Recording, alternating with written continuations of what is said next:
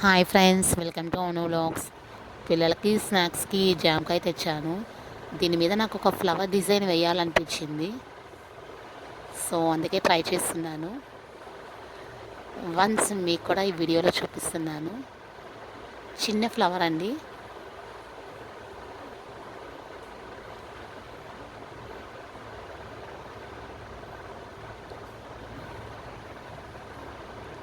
So ఇలా cut చేసుకుంటే అయిపోతుంది.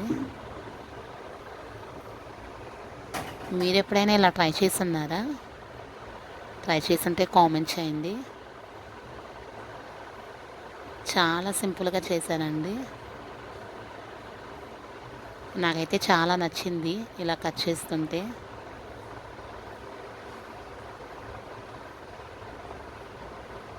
చూడండి, చిన్న ఫ్లవర్ లాగా ఉంది.